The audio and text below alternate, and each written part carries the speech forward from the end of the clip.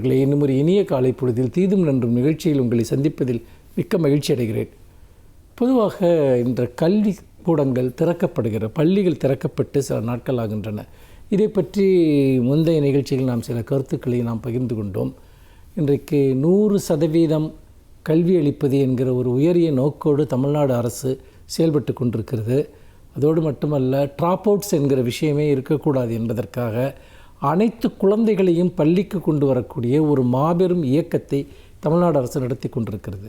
School drop அவுட்ஸிற்கு பல காரணங்கள் இருக்கின்றன. அவற்றை தடுத்து நிறுத்துவது தான் கல்விச்சூழலின் மிக முதன்மையான கடமை என்று தமிழ்நாடு அரசு நினைக்கிறது.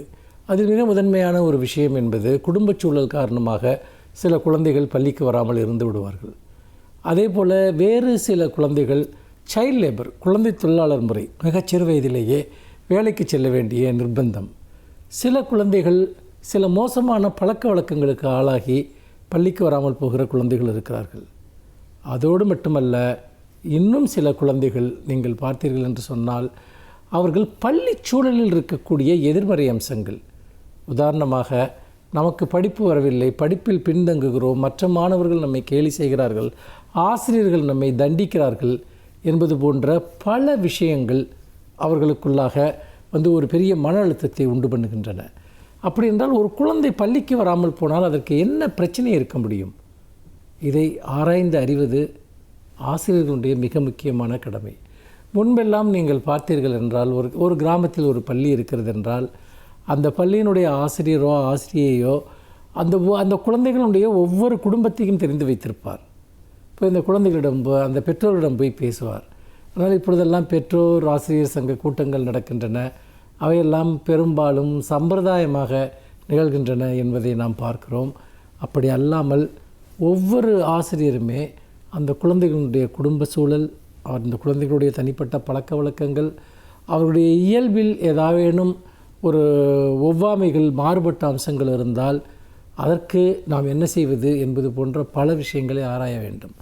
நிறைய ஆசிரியர்கள் என்ன செய்கிறார்கள் என்று சொன்னால், குழந்தைகளை தண்டனைகளின் வழியாக நெறிப்படுத்தலாம் அல்லது தங்களுடைய இயல்புக்கேற்ப மாற்றலாம் என்று நினைக்கிறார்கள். தண்டனைகளின் வழியே ஒரு குழந்தையை மாற்றவே முடியாது.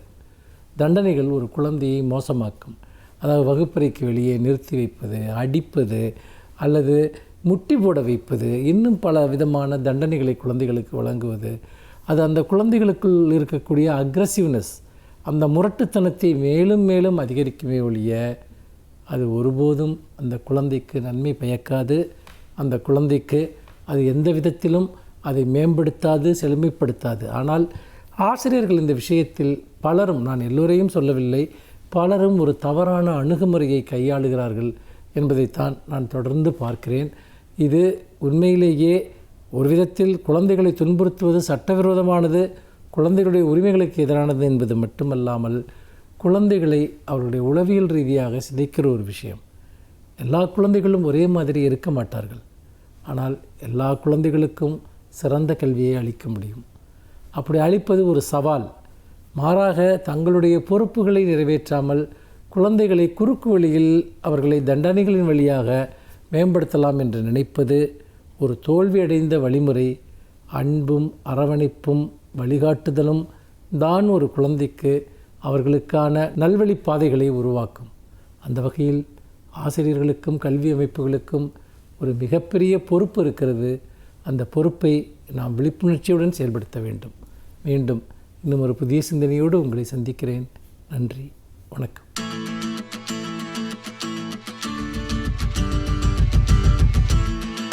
அனைவருக்கும் என் அன்பு வணக்கம். மை ஆட்டோபயோகிராஃபி, என் சுயசரிதை என்கிற நூலில் இந்தியாவின் முன்னாள் பிரதமர் ஜவஹர்லால் நேரு பல செய்திகளை, நாம் அறிந்து கொள்ள வேண்டிய செய்திகளை எழுதியிருக்கிறார்.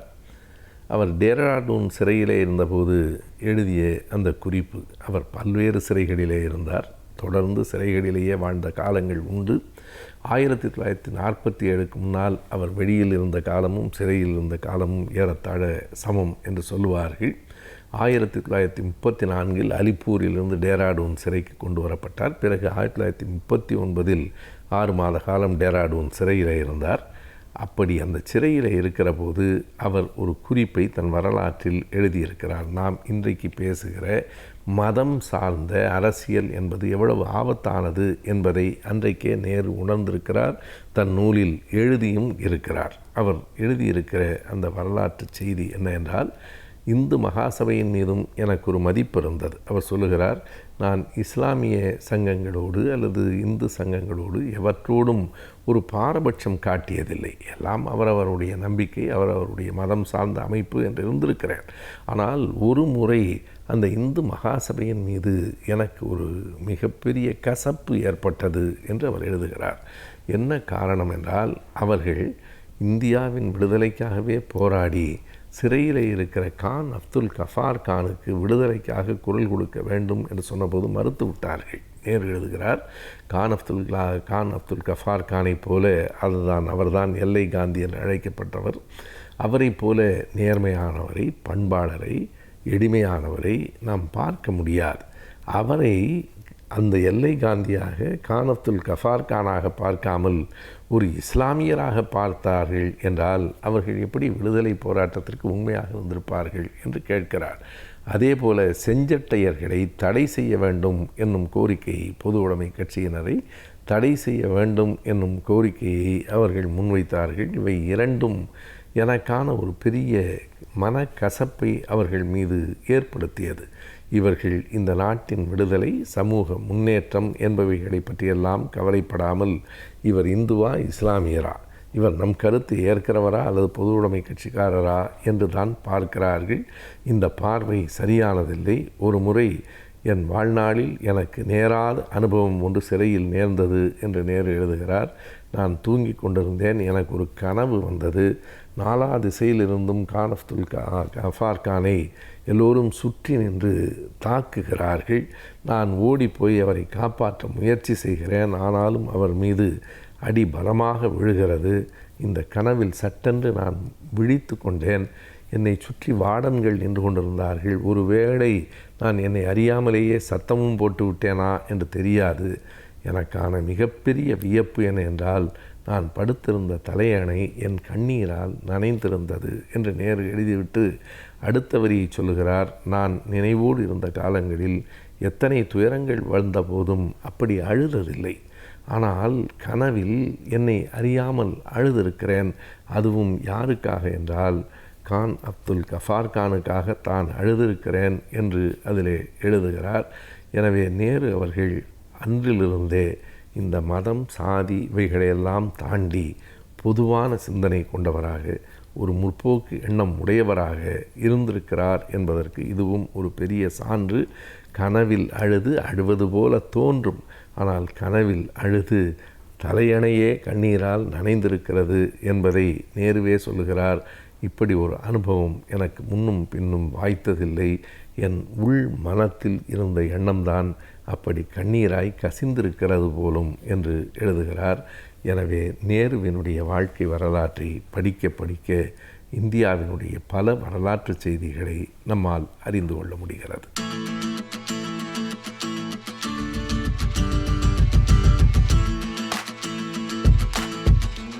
கலைஞர் டிவி நேயர்களுக்கு வணக்கம். இன்றைக்கி நம்ம முதியோர்களுக்கான தடுப்பூசியை பற்றி ஒரு சில நிமிஷம் பேசணும். இப்போது தடுப்பூசினாலே நம்ம எல்லாரும் என்ன நினைக்கிறோம்? குழந்தைகளை பற்றி தான் நினைக்கிறோம்.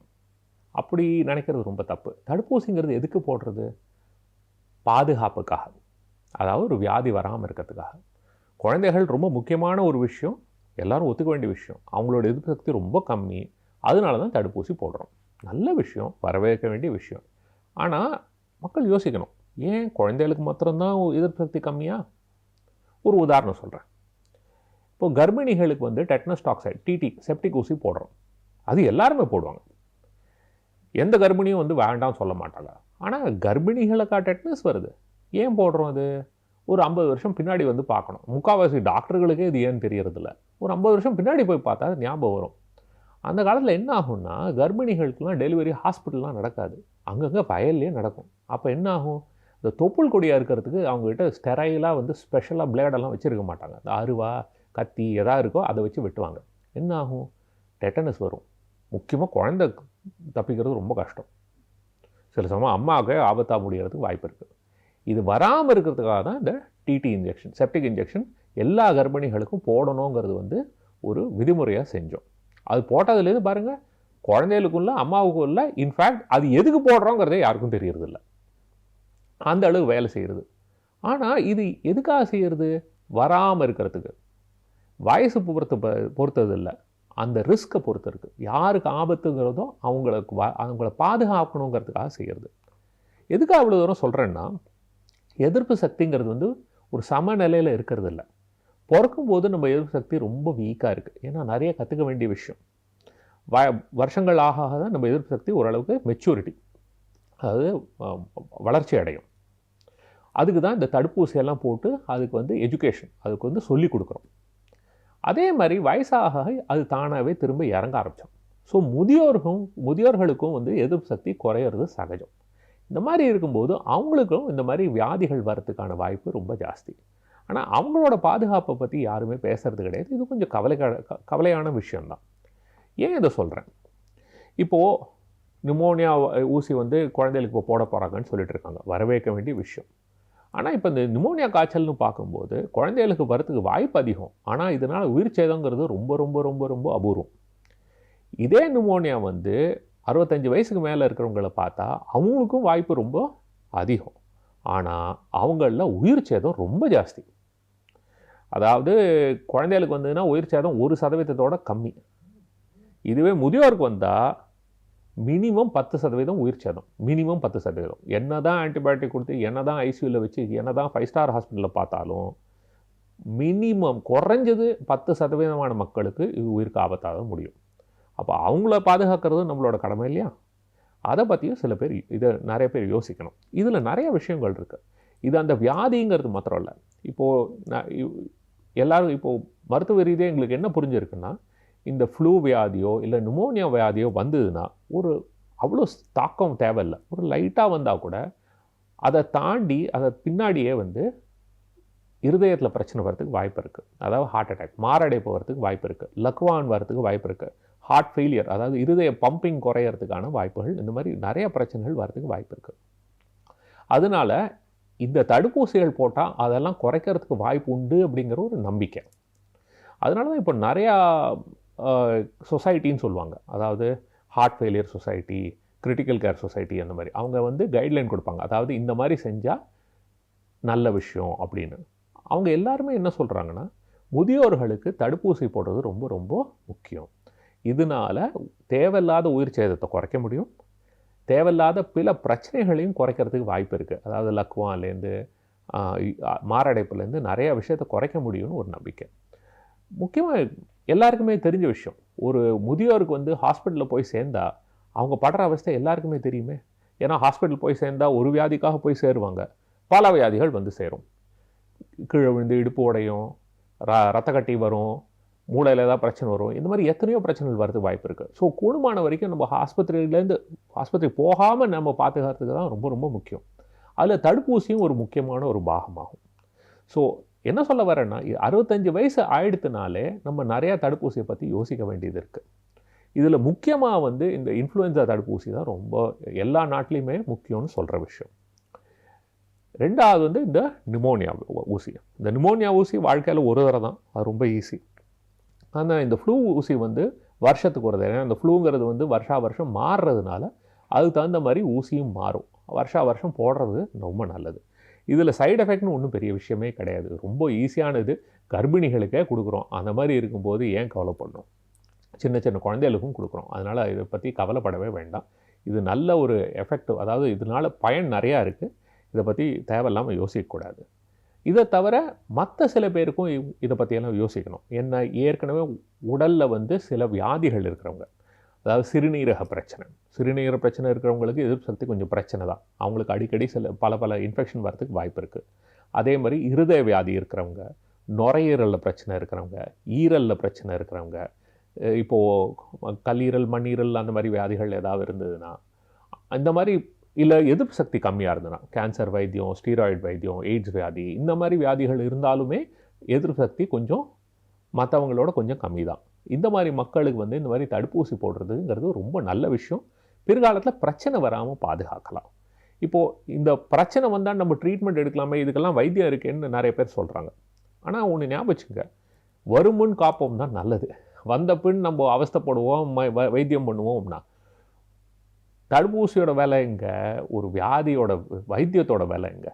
ரெண்டாவது, என்னதான் பர்ஃபெக்ட் வைத்தியம் பண்ணாலும் நான் சொன்ன மாதிரி ஒவ்வொரு வியாதியிலும் ஓரளவுக்கு உயிர் சேதம் இருக்குது. அதை குறைக்க முடியாது. அதை குறைக்கணும்னா அதுக்கு ஒரே வழி வராமல் பார்த்துக்கிறதுக்கு தான். ஸோ இப்போ வீட்டில் வந்து நீங்கள் எவ்வளோக்கு எவ்வளோ குழந்தையெல்லாம் நீங்கள் வந்து பாதுகாப்பாக பார்த்துக்கிறீங்களோ, அவங்களுக்கு வந்து தடுப்பூசியெல்லாம் போட்டு அவங்க உடம்பை நன்னா பார்த்துக்கிறீங்களோ, அதே மாதிரி உங்கள் வீட்டில் இருக்கிற முதியோரையும் கொஞ்சம் கவனிக்கிறது ரொம்ப நல்ல விஷயம். அவங்களுக்கு இதுக்கு தகுந்த மாதிரியான தடுப்பூசிகள்லாம் போட்டு அவங்களோட ஆரோக்கியத்தையும் நம்ம நன்னா கவனிச்சுட்டோம்னா அவங்க வந்து மேற்கொண்டு யார் மேலேயும் பாரமாக இல்லாமல் ஒரு சுதந்திரமாக இருக்கிறதுக்கு ஒரு நல்ல வாய்ப்பு இருக்குது. இது பொதுமக்கள் எல்லாரும் உணரணும். நன்றி, வணக்கம்.